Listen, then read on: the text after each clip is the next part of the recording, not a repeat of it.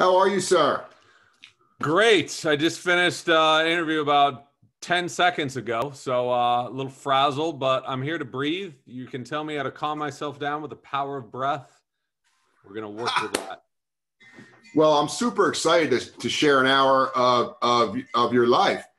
And for those folks who might have been under a rock for the past 6 months or so, we have this amazing book by Mr. Nestor that I suggest that everyone get into their subconscious memory very, very quickly as we move through this year of chaos. And even though there's a lot of chaos going on, there's still an infinite supply of love available to all of us, even during these times where we might seem like we might not be getting exactly what we would prefer to occur. So, before we begin, and we get into the nuts and bolts of what I'd love to share with the folks about your work, both personally and professionally, because this is a double-edged sword, this breathing thing. We include the internal, personal, emotional, and intellectual content, and then we take that out into all of our relationships. What would you say, James, if we did just a couple minutes of breathing to get down into the body? I would love that, and I need it now more than ever. So take me away. So let's just begin, everyone, by just, if we feel comfortable, just letting our eyes close for a moment. And notice as soon as you close your eyes, you have what is called a parasympathetic response moving through those dual branches of the autonomic system. And if you can just really plant your feet firmly down into the earth and your brain can sense your lower body mechanics and strength, you'll notice your spine becomes straight.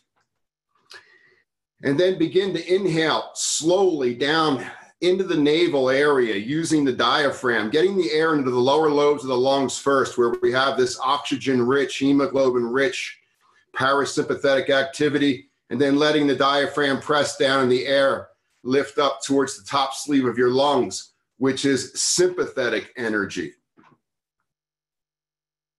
Really turn off the muscles you use to move your eyes, release and relax your masseter and your low jaw. Allow the maxilla bone to spread east and west with the tongue on the upper palate. And you're well on your way to a pleasurable moment with yourself. If you're familiar with the ocean sounding breath from the yoga tradition, you can increase the quality of the length, depth, and pace of the inhale and exhale, and prepare and humidify the air before it comes into the alveoli sacs of your lungs. Now you'll notice the breath is intelligent all on its own and knows exactly where to move through your brain. It knows exactly where to move through your body.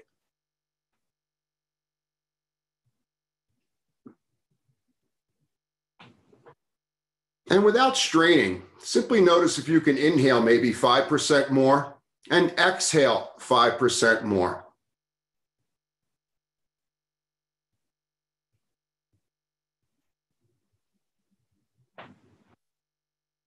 And the inhale on its own is predominantly sympathetic in its own, and the exhale on its own is parasympathetic.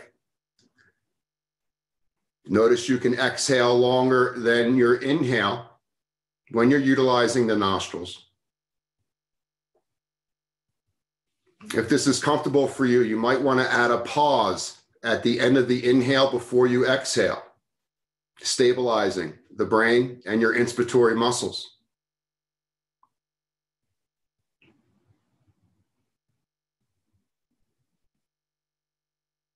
If this is comfortable for you, you might want to add a pause at the base of your exhale before you inhale again, strengthening emotional content and strengthening the expiratory muscles. All of this designed to support cardiovascular, neurological, and gastrointestinal function.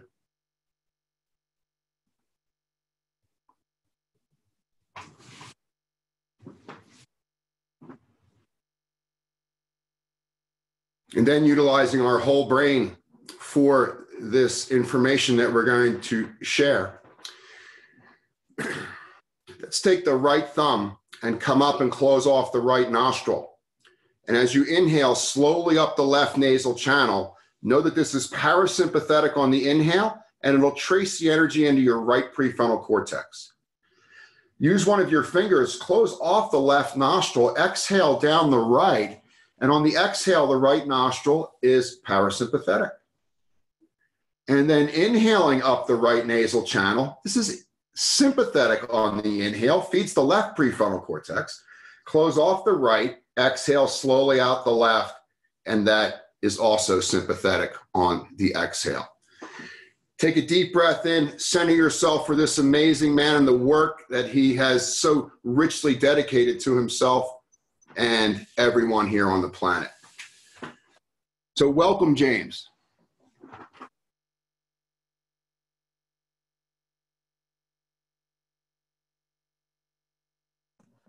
Okay, I was not able to unmute myself. I apologize for that. I am now able to unmute myself, and thank you very much for having me. It's great to be with you. And for those who don't know, James is a researcher, an author, a journalist for Outside, Scientific America, The Atlantic, and many, many more. He covers science and extreme sports.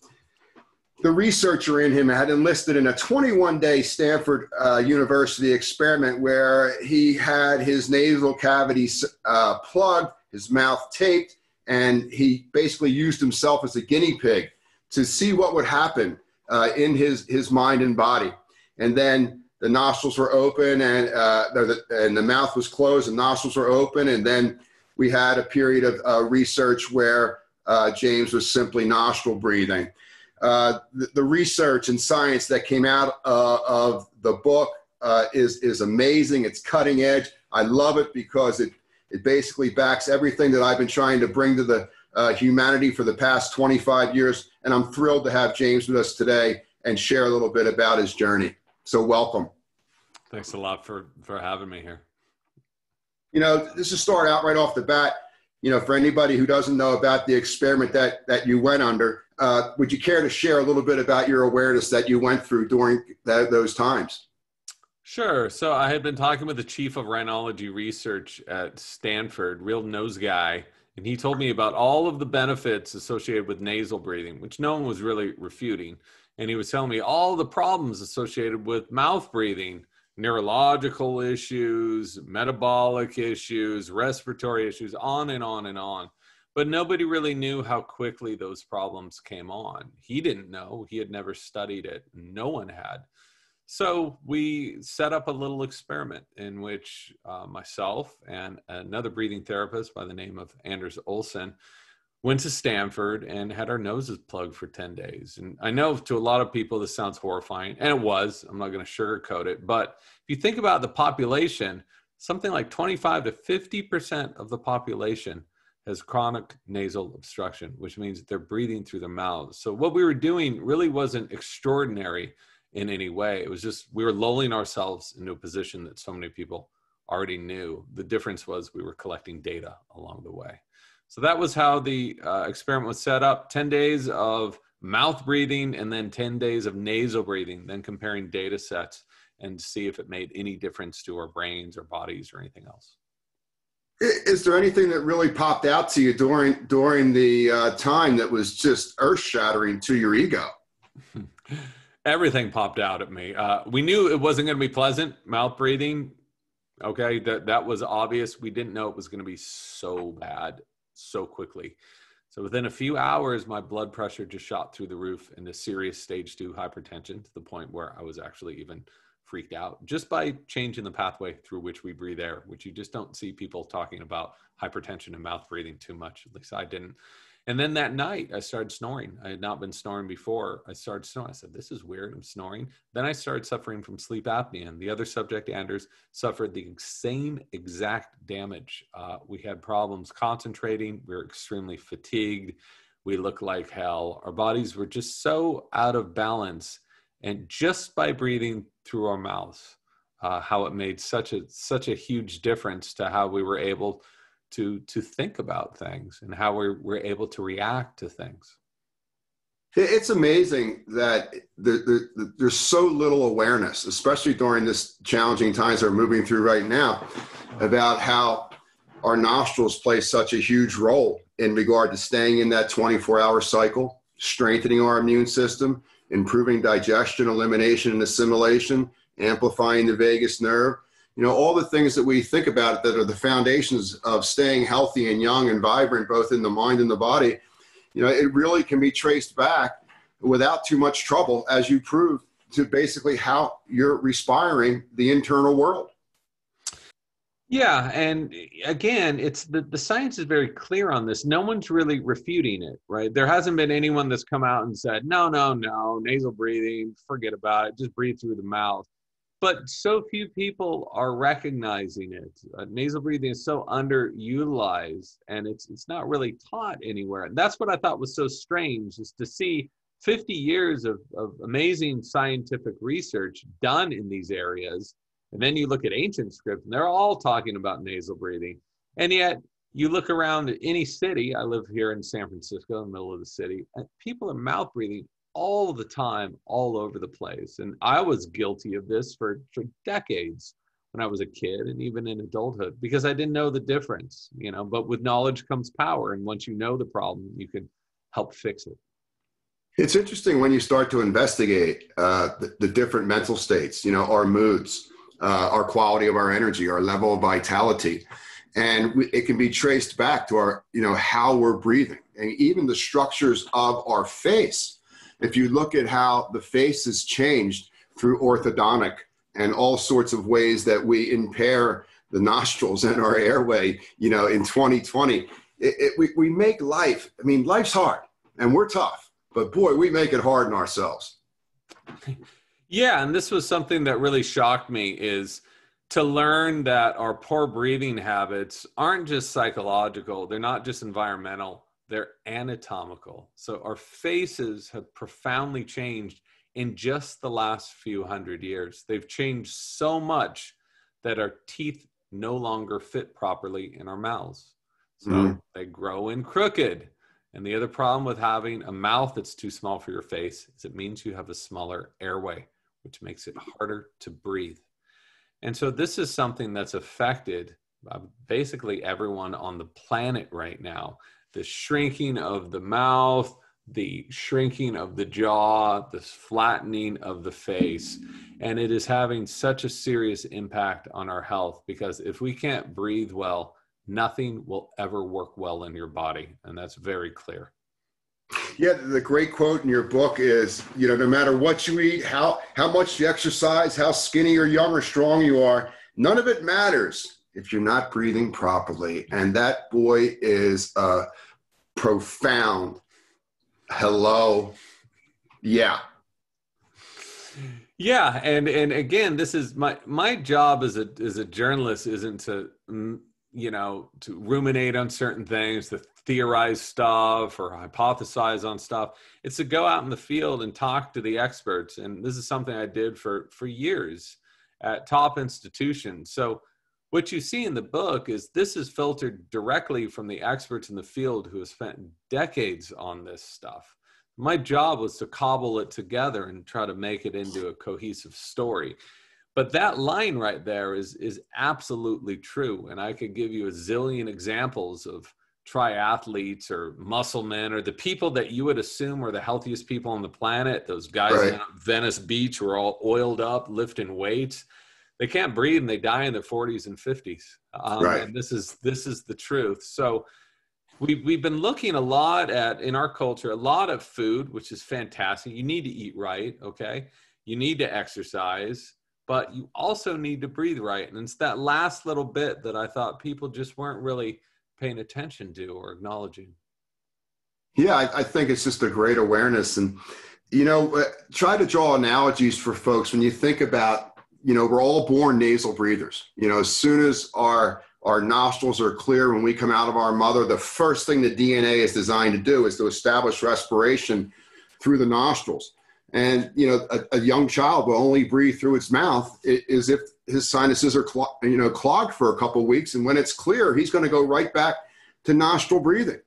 You know, the fastest animal on the earth, the cheetah, You know, it breathes through its nose its entire life, running 60 miles an hour. Every horse that's won the Kentucky Derby breathes through its nose its entire life. But somehow in our head, we get this hyperventilation going into our mouth, and we get all aroused and we get all excited, and it's wonderful, but it's unsustainable.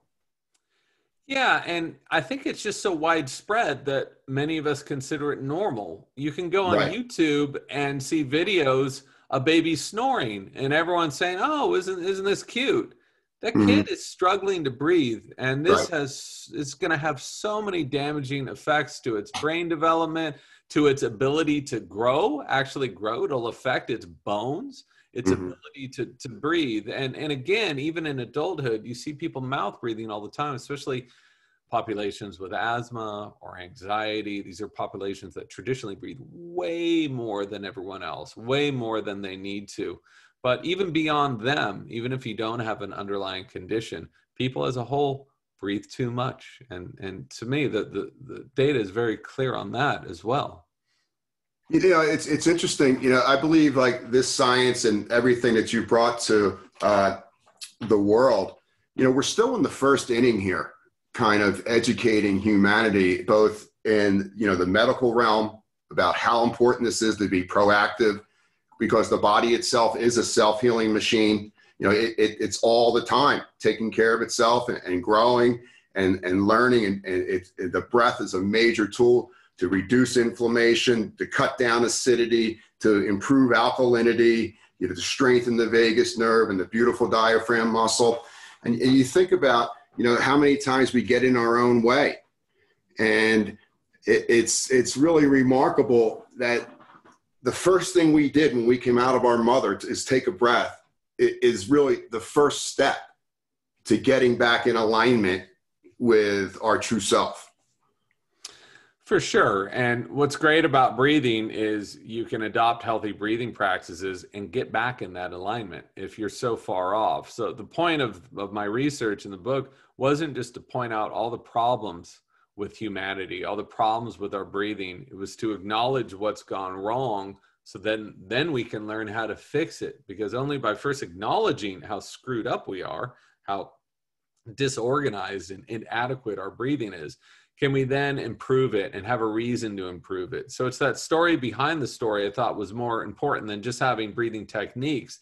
Breathing techniques are easy, but until you understand really what's happening in your body when you're breathing poorly or you're breathing well, why this is happening, where it all comes from, and how to improve it, I think that I couldn't find too many books that were doing this. So that's what I really tried to focus on, is that story underneath just the specific practices and techniques. Yeah, super interesting. You know, because the breath on its own is a standalone exercise all on its own. There's cardiovascular strength, there's flexibility, there is strength training, and there's mindfulness training. And you're getting all four forms of how we take care of ourselves all in the same second, just by getting control of something as simple as this. For sure. And, you know, if you think about it, like the actual steps to healthy breathing are very easy. And this is what I call the chapters in the books. You know, if you don't want to buy the book, you can just read those chapter titles. Breathe through the nose, okay? Exhale fully. Slow down your breathing. Breathe less. Breathe more. Sometimes, only on occasion. That's all you really need to know. So someone can take that. I can tell someone right now, just become an obligate nasal breather. And when you can, breathe at a rate of about 5 to 6 seconds in, 5 to 6 seconds out. Those two steps alone can have such a transformational effect on your health. I've seen this with people, and yet it's so underacknowledged and underappreciated. And again, my job was to not just give those directions, because that's really easy, but if people don't understand why this works or what's really happening in themselves, I don't think they're going to do it. And so that deeper story is what I hope is going to allow people to better acknowledge this and to carry on and to breathe this way. You know, when you first got involved in you know, taking breath classes or learning pranayama or controlled breathing, conscious breathing, intentional breathing, you know, was there ever a moment, you know, where you were just inside your mind and something just like came out of like left field and you're unconscious and became conscious and you were like, wow, that's cool? I think the whole process of writing this book, I thought I had this book figured out. In nonfiction, you write a proposal, right? So this proposal, this delineates exactly what you're going to do. Here are the chapters, here are the people I'm going to talk to. You don't talk about the story, but it's your game plan. And that's what you sell to publishers. And then they send you off to go write it over the years. So I thought I had this world pretty well figured out. I'd spent, a long time on this proposal, but it wasn't until you really get into the nitty gritty, you get several layers deep in it, that I realized there was such another crazier story here. The anthropological change, the evolutionary anatomical change that's happened to our faces blew me away. The fact that we're breathing way too much, and by breathing slowly and less, we get more oxygen. That doesn't make any sense. It's 100% true. The fact that we can breathe in ways to activate stress in our body. You think, why do I want to be stressed? I'm stressed all day. But finding how therapeutic that is, because once you learn to control stress, then you can turn it off and remain unstressed the rest.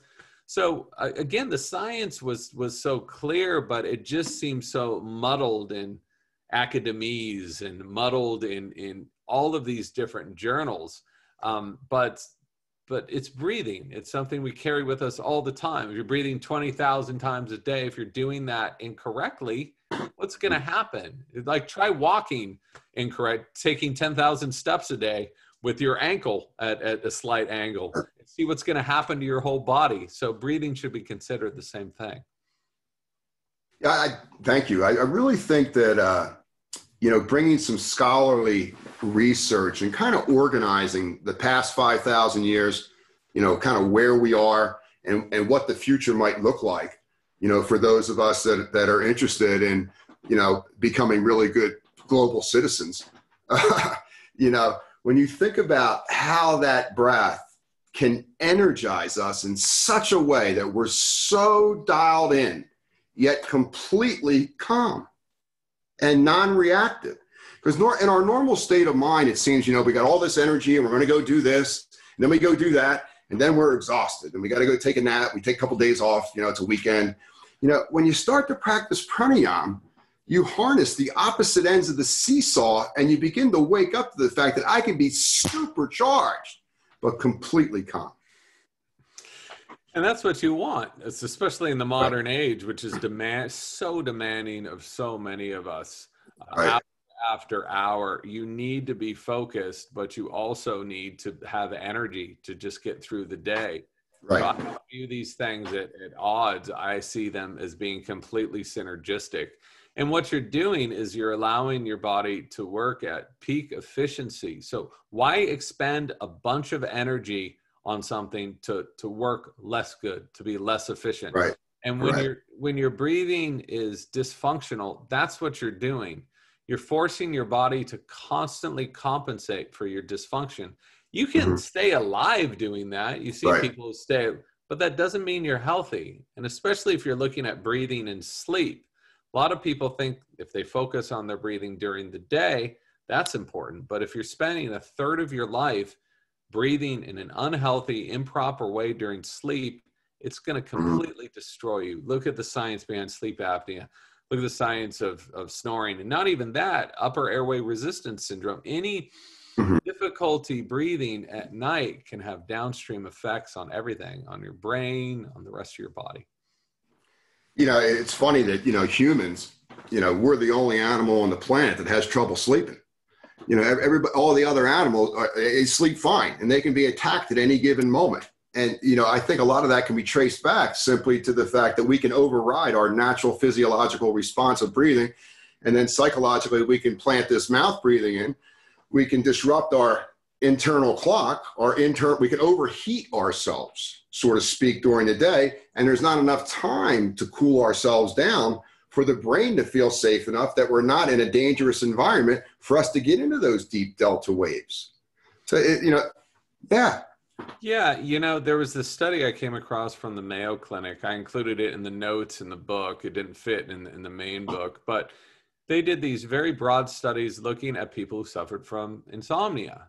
And a lot of these people were given drugs, tranquilizers to help them, sleeping pills to help them go to sleep. But then they looked at their breathing and they found that 50% of them had sleep apnea. So by giving someone who has sleep apnea tranquilizer, they're going to be breathing even worse. So much of poor breathing, I'm not saying all of it. I don't know exactly what that percentage is, but so much of it is tied to how you're breathing at night, your sleep quality. Those two things are intimately connected. And in my opinion, you first need to take care of your breathing. You can take care of your breathing. Then if you're still staying up at night, if you're still anxious, then that's something else you can tackle. But you have to first take care of your breathing for sure. You know, it's interesting when we're trying to introduce a new behavior to the brain. You know, I've found that it is it's easier to introduce new behavior to the brain when we're not in that full-on beta mind. You know, when we're in our 9 to 5 doing mind. And I find that the first 5 minutes when I get up in the morning and the last 5 minutes before I close my eyes at night, these magical bookends, which none of us pay attention to really much anymore. But if we're looking to introduce new behaviors and new breathing patterns, using these bookends, while the brain is more in that theta brainwave pattern where it's more childlike and open, you don't have that normal gatekeeper saying, oh, we don't do this. You know, it's not a big hassle. So my experience has been the first 5 and the last 5. Does that resonate with you?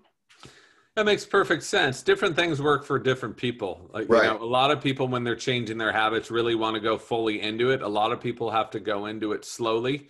And what's great about breathing is there's so many different ways to do it. And if you want to be really aggressive and set timers, you can do that. But it starts with the first step. It starts by acknowledging your breathing. And that to me is probably the most important thing, to acknowledge how you're breathing throughout the day. If you're like me, you're going to notice your breathing is so erratic. When I sit down at my computer, there's 70 unanswered emails and everyone needs a response immediately. I put on a pulse oximeter and watched my breathing just go to hell. So that's not when you want to lose your ability to focus, okay? That's not when you want to start oxygen to the brain. That's when you need it the most. So I think noticing it when you're working out, noticing it when you're walking, when you're at your desk is really the first step. Then after that, you can start building different strategies to improve your breathing. Yeah, I think a lot of people aren't aware of all the different ways that we can inhale and exhale. I mean, you can't count that high. There is so many different fractions that you can play with: length, depth, pace, internal retention, external retention, and all of it hits your nervous system slightly differently, which produces communication. Yeah, it's what you're doing is you're overriding some of the nervous system that is otherwise unconscious. And a lot of people don't acknowledge this. They just expect that the brain is just sending orders all over to our organs or to our heart to function in different ways. But we can send orders back to our brains. So 80% of the communication is from our bodies, from our organs to our brain. Only 20% is coming from our brains to the rest of our bodies. So right now, if you were breathing slowly, you're sending your brain a message to calm down. This will change the brain chemistry, and this can influence the way you think about things. So if ever you're really anxious, you're really mad about something, the last thing you should be doing is continuing to breathe in this dysfunctional way. You should slow down, take control of your breathing, and that can help you better take control of your emotions, which is so important, especially now during this very stressful time. Yeah, you know, and that's a great analogy, James. I really appreciate that because, you know, when life starts to move a little too fast in front of your computer screen or whatever you're in, you can create homeostasis by counterbalancing that by slowing your breath down. And when the computer screen or something outside of you feels a little stuck and you feel a little lethargic, then you breathe fast for a few breaths and that'll kickstart that. So the breath is kind of a perfect counterbalance microcosmically to the macro of what's going on around us. For sure. And that's what I love about breathing as well. It's not just about chilling yourself out and being meditative. That's a great space to be throughout most of the day. But sometimes I want a squirt of energy. Sometimes I want to feel something different. And by breathing in certain ways, whether you can choose your medicine here, pranayama, Sudarshan Kriya, Wim Hof method, Tumo, whatever. It goes by a zillion different names. It's all doing the same thing. It's activating that sympathetic stress in your body to allow you to control it. I'm a huge fan of those. If you look at the science behind Wim Hof method, I mean, which is really Tumo, or the science behind pranayama, or the science behind Sudarshan Kriya, 80 independent studies in Sudarshan Kriya alone. Lots of good stuff. Looking at its effects on anxiety, depression, even autoimmune problems, asthma. It's so clear what's happening here. It's just a matter of doing it. And to me, one of the best parts of this, not only to know that it's having this effect on my health, feels great. When I do these exercises, I feel amazing while I'm doing them and while after as well. And I sleep so much better. So there's really nothing to lose. Yeah. You know, when I think about it, any type of breath control is going to get your attention, whether it's good, bad, or whatever. We'll sort it out later. But the idea is to refine attention and, you know, and be with yourself fully, with the opportunity, with whatever's there for you, with a, you know, hopefully where you can control your heart rate. You know, when I first learned pranayama about 25 years ago, I learned it from an Indian saint who practiced pranayama 10 hours a day for 30 years straight and didn't miss one day. Now, I took the foundation of what he was he dedicated his whole life to it. But what I saw in it was that this was multi-dimensional, multi-platform. I don't just do this in my chair. I do this on my bike. I do this on my hike. I do this on my walk. I do this on my computer. I do this with my wife. I do this with my kids. I've trained myself so that whether I'm controlling my breath or not, my subconscious is always there instructing me with the maximum breath routine with the least amount of wear and tear to the cells of my body. And that's the key. Okay. So no one wants to walk around with a bunch of different timers to remind you to breathe correctly. No one wants to be wearing a pulse oximeter all day. Well, maybe some people do. I don't. No one wants to carry around a notepad. So the point is to use all these breathing techniques to acclimate your body, to get your CO2 in check so that they become an automatic habit. And that can take a long time, especially if you've been breathing improperly for decades and decades. But that's what you want to do. I think I'm still on the road to get there. I've noticed my breathing has greatly improved, but it does fall offline often. And that's not the worst thing in the world. You know, you can just go and recorrect it. But you know, having that ability to train your unconscious mind to be able to breathe at peak efficiency that's enlightenment. That's the key. You know, when you exercise, is there any specific breathing exercises you'd like to share with the audience today? I breathe through my nose the whole time. And if at any time I'm noticing that I'm having trouble breathing through my nose, I slow down to consciously breathe through my nose. Always. And I learned this from Patrick McEwen. I learned it from Anders Olsen. I learned this from Brian McKenzie. These are all breathing therapists who work with top athletes. They say, never work out harder than you can breathe correctly. Exactly. The moment your breath starts falling apart, slow it down, build your base, and then build upon that base. So I've noticed even when I'm surfing, because I much prefer water sports than land sports, and I'm here in San Francisco, so that's my real salvation amidst all this craziness on the terrestrial plane. But even then, I've managed to become an obligate nasal breather. It's a little hard after you wipe out, but then you can just clear things out. It's kind of like a neti pot, you know. I don't think it's a coincidence that you put the exact same amount of salt into a neti pot, into that water that exists in the ocean. So I think nasal breathing all the time is so important. Yeah, surfing is just like a HIIT class in the water. You know, you're going to get your heart rate up going out. You're going to get your heart rate back down. Your heart rate variability score goes up. You look for the wave. You choose the wave. The wave doesn't choose you, and then you go. Yeah. And that's what it is. But even when it gets extremely intense, and I've noticed I used to always breathe through my mouth when It's a big day out. I've noticed, like, once you adapt to nasal breathing, yeah, there's that nagging need to breathe, but you acknowledge that that is not from a lack of oxygen. That is from an increase of carbon dioxide. And once your CO2 tolerance gets a little higher, you can then breathe more slowly, more fluidly, and you're getting more oxygen, which is especially important if you're going to go be wiped out by some huge wave and be held under for a minute.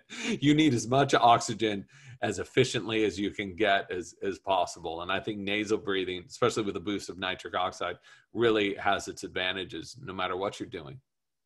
Well, it's interesting that, when I exercise and I feel that urge to mouth breathe, what I'll do is there's a yogic breathing technique called Kapalabhati.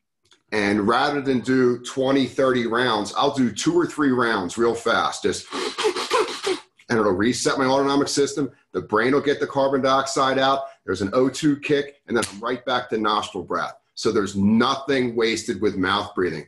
So even that, like your mouth breathing, you're overheating, but if you just get a little bit of that heating breath and you apply it for 2 or 3 rounds, it's a cooling mechanism. Unbelievable. Yeah. And I just want to be clear to people, because some people, actually a lot of people have written about this. They're like, I notice I'm mouth breathing when I laugh. I notice I'm mouth breathing when I'm talking. This is fine. We're talking about habitual mouth breathing versus habitual. Right now, I'm taking a lot of breaths through my mouth. I'm on, I'm on the phone doing these things for hours a day. And I'm trying to focus on my breathing, but I'm breathing a lot through my mouth. But when I'm not doing this is when you can compensate. If you're talking about 20,000, 25,000 breaths a day, so you take 500 through your mouth, who cares? It's completely fine. Again, we're talking about habits here and establishing healthy habits, whether or not you're exercising, whether or not you're sleeping, whether or not you're at a computer. It's interesting when you are breathing through your nose and you get that vertical downward movement of the diaphragm, and you think of a sport like surfing, where there's a lot of cross-patterning movement, and you think about how the diaphragm connects down into the psoas and how the psoas connects to our lower body mechanics, and everything in athletics comes from our lower body mechanics first. How our feet are connecting with the planet, and how the diaphragm on that inhale is just a major connector to, our body. And when you think about that, how could we ever surf in all the years we did mouth breathing and, we pulled it off? And, you think about what that diaphragm's doing in regard to calming, connecting the body, getting that cross-patterning effect through the solar plexus so that we're in balance as we cut on the wave. It's really fascinating.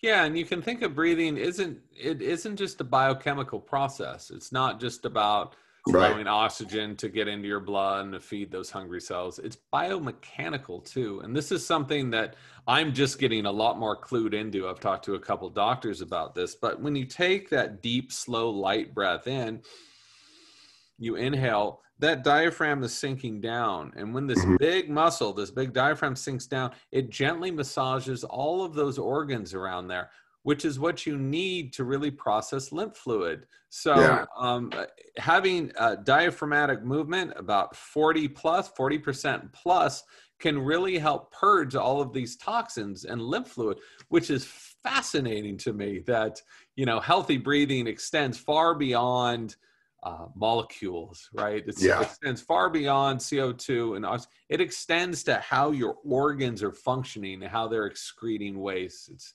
fascinating stuff. The diaphragm really does act like an organ with all the various responsibilities it connects us with, from the gut to the brain. You're speaking about this upper abdomen massage. We have these floating ribs, these ribs that aren't attached to the sternum. And as the diaphragm strengthens going down, it pulls those ribs down on the right side of your belly onto your liver and gallbladder, which plays a huge role in your level of energy. And it also comes down onto your stomach and spleen on the left side of your belly, which plays a huge role in digestion, the quality of your blood. And most folks aren't aware of that. Yeah, and it's a huge pump for your blood as well. Right. Some doctors have gone so far as to say that's your major pump, is your diaphragm. Right. Like the heart is secondary. I don't know if I would say that. I'm just quoting from them, but it facilitates a tremendous amount of blood flow. And why would you want to overburden the heart so much by not engaging this other huge pump in our bodies? And I think that that's one of the reasons you take these very slow, light, and deep breaths. You watch blood pressure go down, right? Because things are operating at a much more of a level of efficiency. That's exactly what you want. It's amazing when you think, the diaphragm is a muscle that has very little sensory fibers on it. You can't really get at it.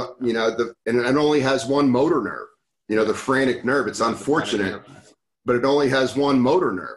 And, pranayama or Wim Hof or whatever, Shurasana Kriyas, whatever you're doing, it's the most efficient way to amplify your phrenic nerve and to increase muscular fiber of the diaphragm. And as your diaphragm strengthens, your ribs will become elastic. And when your ribs, you get that swimmer's V type of deal where the lungs can really exchange a lot of energy.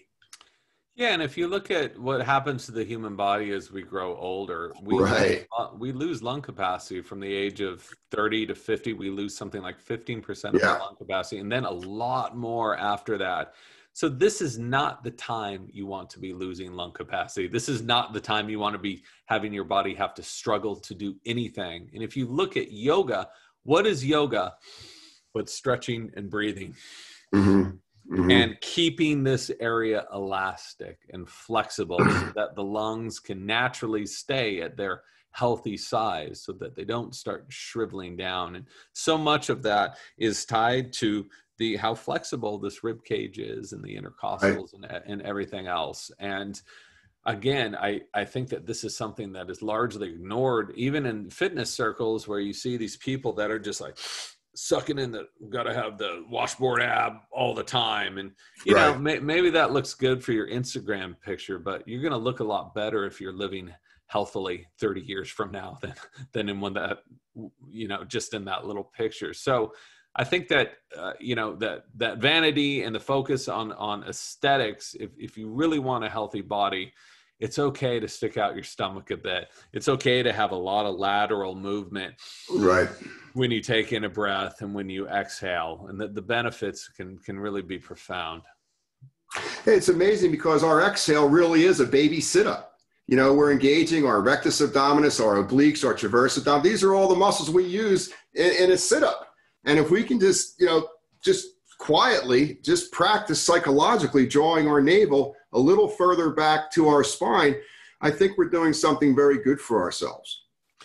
For sure. And, I don't know if there's been any studies on this, but you see these people who do a ton of pranayama, don't do any exercise, and they're pretty ripped. So I think that's another way of doing it as well. And not only that is, again, you're really massaging these different organs and you're purging all those toxins and that lymph fluid out of your body.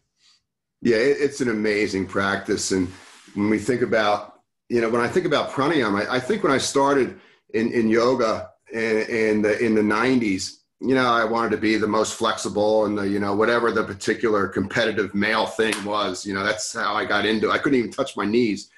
And, I got all settled in yoga and pranayama meditation. And then this little voice in my head one day said, you know what, let's stop doing postures. Let's stop doing asana.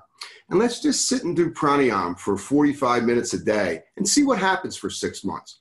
So 6 months later, I go back and I stretch my body and I'm going twice as far as I could ever go before. But I didn't do one posture for 6 months. It was the pranayama that released my soft tissue, that lubricated my spine. It got my open mind, and I couldn't believe it. That's incredible. This is another thing. I just wish that there were more people doing studies on this stuff, because you hear these anecdotes from so many people over and over, but until people see the data, they don't believe it. But if on a physiological level, of course, it makes perfect sense. If you're really stretching and developing these and loosening and allowing a bunch of flexibility in these areas, guess what's going to happen? You're going to be able to stretch better. when you were looking into the ancient arts of pranayama, was there a particular text or sutra or something that really blew your mind? They were all saying the same stuff. You know, a lot of these are very mystical. It's hard to really get down what you're supposed to do. The breath is the ocean tied to the moon, which is tied to the eagle. You're like, cool, but what am I supposed to do? What am I supposed to do here? So I found that the Chinese texts actually had very specific directions in them. Mm-hmm. They've got a bunch of mystical stuff, but ancient Mm-hmm. Chinese, the text of the Tao, there's 7 books, all Right. dedicated to breathing, 100%.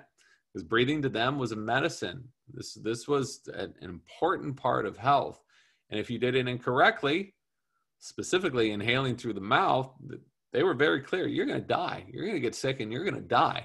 And if you breathe through the nose, you especially inhale through the nose and you practice breath holding and other practices, you're going to live this long life. You're not going to need medicine nor grains, you know? So and to me, so much of that is just supported by what we're finding now, what the new science is showing. To me, it's fascinating that this stuff has been around for thousands of years. They've been doing empirical studies for thousands of years. No one really believed it. And then you take people into a lab, you hook them up with sensors, you look what's happening to their bodies, you're like, oh my God, maybe these guys were actually right. Well, yeah, this stuff has been around for a long time. And so many people have shared their benefits of it. Where I thought it got even more interesting was the stuff more on the outer limits of breathing. So we know the foundation of healthy breathing, but what happens when you really focus on this stuff? And I found people that were able to do things that are considered medically impossible. They can heat themselves up, not suffer from frostbite or hypothermia for hours at a time, sitting in the snow. Impossible. Well, there they are. They're on video too. Right. You know, the people who can straighten their spines, people can overcome autoimmune diseases, other diseases that we've been told are incurable. They're curing themselves with them, and they're doing it by focusing on their breath. Yeah, there's such just this rich treasure of experience and information, and going back to the roots and seeing the similarities of how modern science is finally grappling with this simple thing that's already on board with us at birth. You know, folks are either open to it or, you know, they're not, or they're kind of, you know, I need to know more. But either way, we're still making progress. For sure. And that if there's any silver lining to come out of this COVID thing, it's that people are a lot more aware of their breathing. When you've got a pandemic that affects the respiratory system, you learn what happens when you lose this ability to breathe. And we know that respiratory issues are directly correlated to the chance that you're going to be suffering from more severe symptoms of COVID. So that's very clear as well. So I don't think that it's a huge gap of logic for a lot of people. Right. So you can breathe in a different way right now by various methods. And you can see with even instruments you have around the house. If you've got a pulse oximeter, you can see what happens there. If you got a blood pressure monitor, a lot of people have those.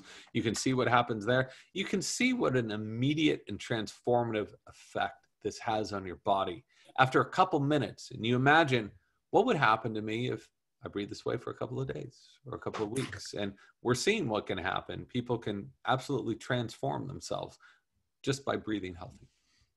I totally agree. And, you know, if we could just feel a little bit better about ourselves, maybe we wouldn't be at each other's throat as much about things where we might be separate right now. It really is something that's the master feeler. And as we get to know ourselves a little bit better, you know, we kind of allow other things that might have disturbed us in the past not enter our mental world. Yeah, and it's just like that feedback loop we were talking about. Right? When you feel anxious, when you feel really angry, take control of the breath, and you can actually change the way that you're going to be able to process these feelings. And you can make much more logical decisions instead of making these very rash decisions. And that's really important. And will it make us, you know, better as a species? Who knows? But it's not going to hurt. Okay. Right. Well, will this solve world problems? Probably not. But it certainly won't hurt your immediate outlook on those around you, those in your family. your friends. I think that it can help make you a better person. I really believe that. I totally am on board with you. I think about, like Einstein said, no problem will be solved at the same level of consciousness that was created. We butt our heads with ourselves interpersonally or with a family member or a coworker all the time. And the breath is just this amazing tool that's somewhere beyond our ego. New awarenesses come where we normally would get triggered or an old wound is activated. And next thing you know, the breath is showing you a whole new way to be with it. And it just kind of hits you right in the head. For sure. And I think anyone who's studied it or practiced it has definitely had that experience a few times. Sometimes you feel that in a very significant way. If you're doing a Kriya or if you're doing Wim Hof or whatever, you can have these really profound experiences. I've had a few of them, and most people who have practiced these have had the same thing. But you can also feel it on a much more subtle level by breathing through your nose, by breathing and exhaling more than you're inhaling throughout the day, and noticing what a calming effect this has on you. So this is not a placebo effect. This is science, and it's basic physiology. How you breathe just affects how your body is going to work and how your brain is going to process things. Yeah, this is as real as it gets. I just really love what you said about lengthening that exhale. There's so many good things that occur to us inside from a physiological, psychological standpoint, but also outside in our external environment. If we can just train our brain to stay with the issue to the completion of the exhale, it has such a profound effect on our self-confidence, our self-esteem. We hung in there with the moment, and then boom, there's another fresh breath coming in, and you're ready to take on whatever that is. This is something that I try to be very conscious of when I'm not on the phone, when I'm not on interviews, but I've been trying to do this on interviews.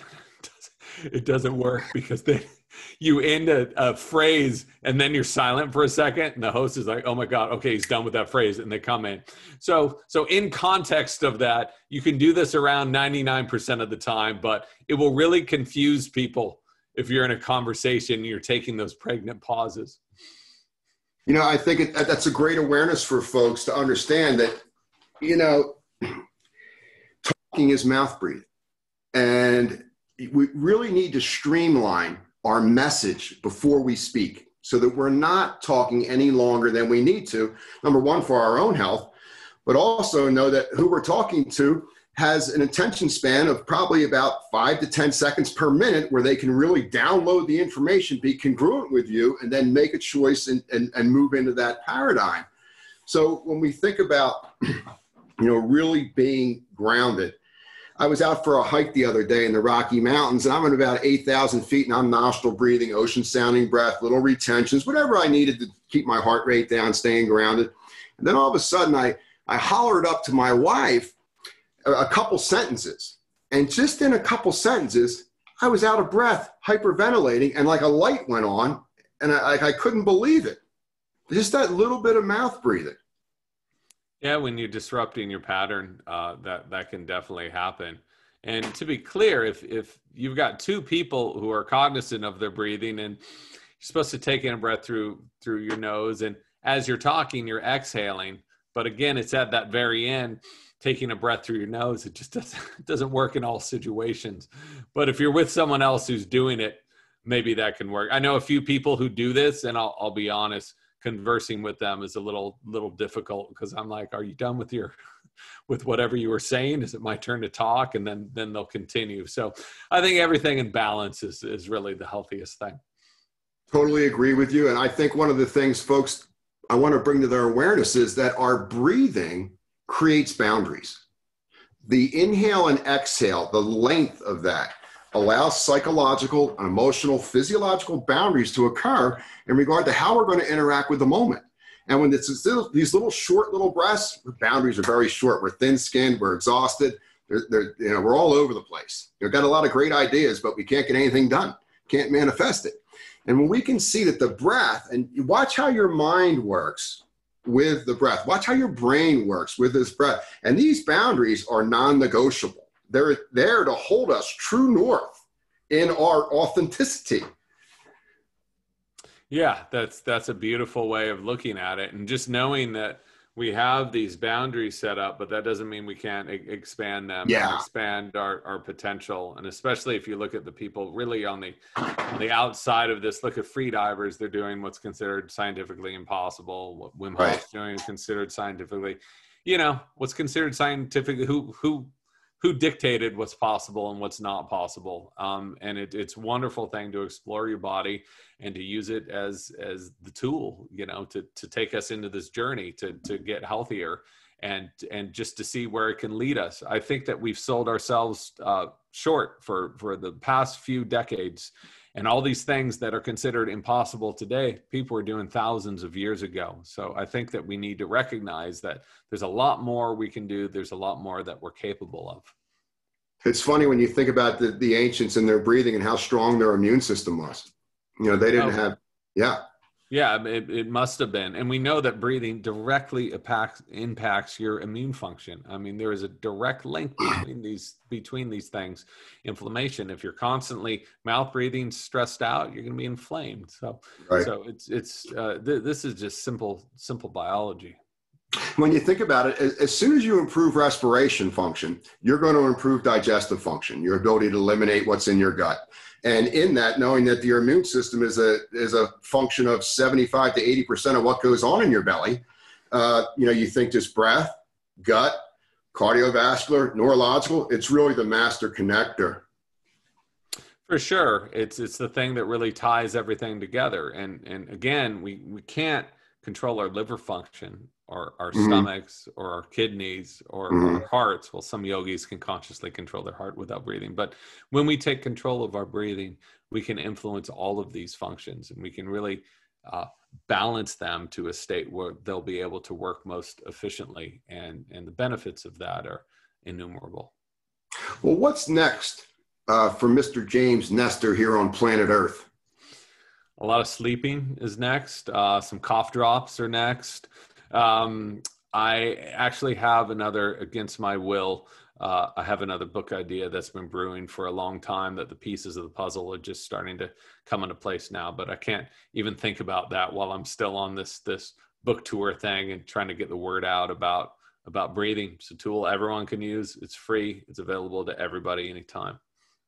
Well, I'm sure you don't have any idea the amount of folks that you've reached, and it's profound work and so richly needed in this time of uncertainty, let's say. Oh, well, thank you very much. The credit goes to these researchers. I am a journalist. I went into this field.